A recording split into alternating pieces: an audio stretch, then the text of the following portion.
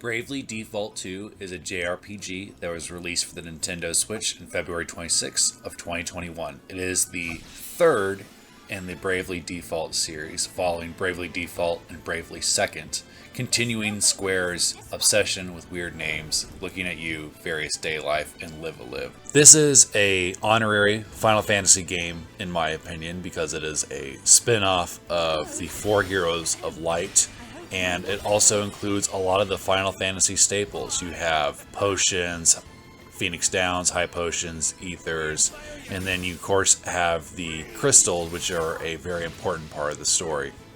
And our story follows a character named Seth, a young sailor who is swept ashore in a foreign kingdom after a storm. He encounters Princess Gloria, and he is tasked with protecting the four elemental crystals with the help of Elvis and Adele. So this game has been on my radar for a little bit. I had it on my wish list on the Nintendo eShop with the intention of eventually getting the physical edition, but I was in no rush to really get to it because I had other Final Fantasy games I wanted to get to. However, this was gifted to me by my fiance for Christmas, and it's quickly become one of my favorite games.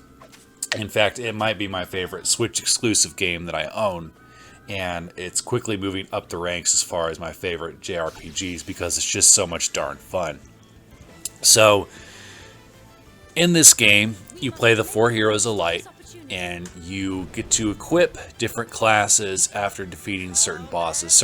Every boss has their own class, and when you defeat that boss, you obtain their class, and you can equip different abilities to your party members and use that in battle.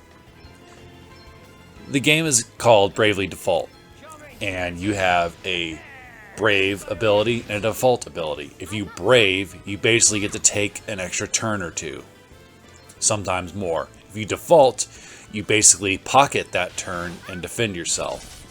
So there's a ton of strategy to this game, and of course enemies can do the same too. And it's one of those rare games where I really enjoy the grind, so to speak, grinding out levels. I look forward to every single combat.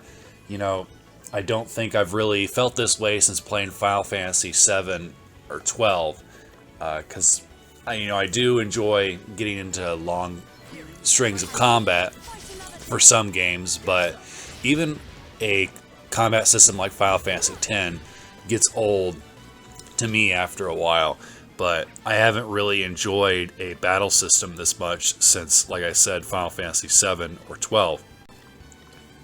So for a gameplay standpoint, this game is a blast. It's a lot of fun, and I think it's very intricate, but at the same time, it feels like a classic JRPG that would be released on the SNES or NES.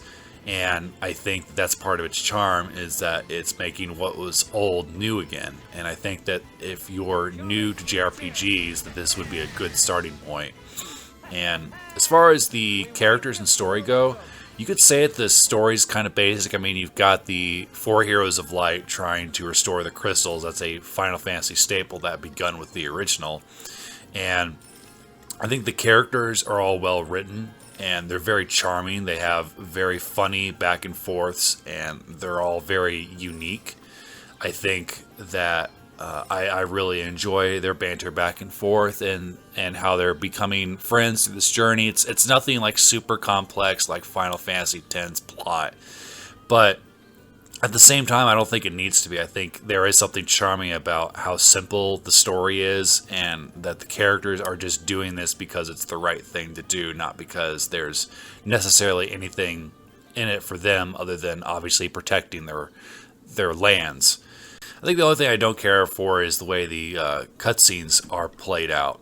You know, you kind of watch your characters from the side, and they talk. There's nothing fancy about how the cutscenes are done. There's very rarely are the cutscenes dynamic or have a lot of fluid moments. Like, you're just kind of watching them from the side, sort of like a storybook or a diorama.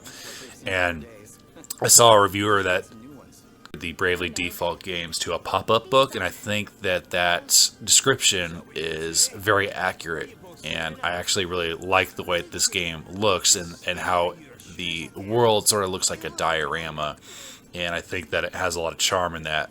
I think that sort of reminds people what JRPGs used to look like, and I think that while this game isn't going to win any rewards for its presentation, it's charming. Like, I think it's really, really charming, and I like the layout, and I like how they've spun the classic JRPG tropes for going around the town, buying potions, staying at inns, and talking to NPCs and all that jazz.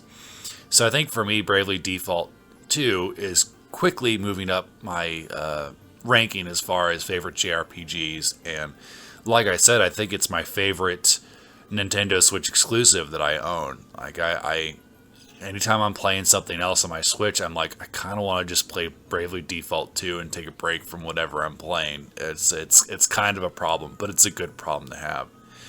So if you've played Bravely Default 2 or any of the Brave series, comment below, let me know. Thanks for listening.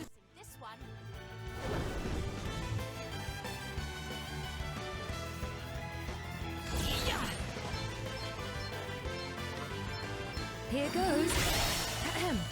I hope my voice holds.